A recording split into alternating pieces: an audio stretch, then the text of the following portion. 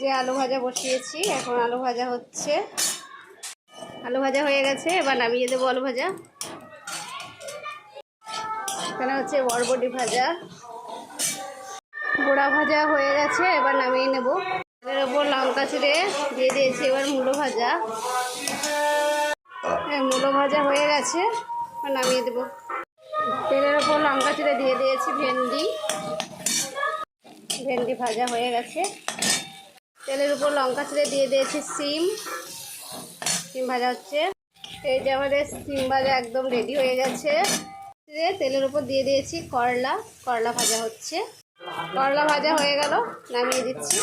এগুলো দিয়ে একটু কষে নিলাম।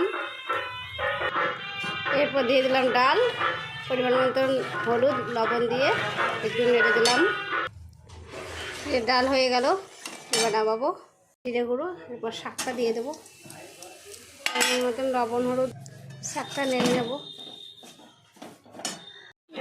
শাকটা হয়ে গেছে, এবার নামিয়ে দেবো। তেলের উপর দিয়ে দিয়েছি পুঁটি মাছ ভাজা হচ্ছে। মাছ ভাজা হয়ে গেছে, এবার নামিয়ে দেবো। পুঁটি মাছ দিয়ে একটু তেঁতুলের টক করে নিলাম। এই যে আলু ভাজা হচ্ছে। আলু কাটা দেখে বুঝতে পারছো কিসের আলু কাটা হয়েছে। ছোট ওভেনটাতে ভাত বসিয়ে দিয়েছি, আর এখানে বড় ওভেনে তরকারি হচ্ছে।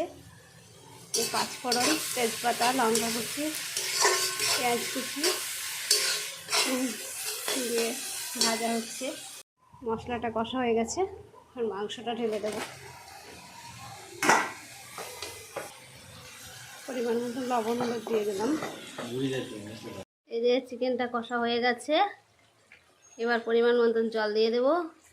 পরিমাণ মতন জল দিয়ে দিব।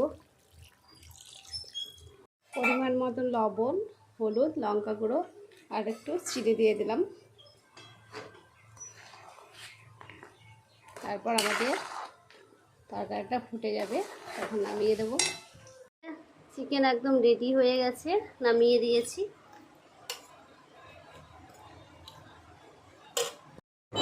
পায়েস আর মিষ্টি রয়েছে।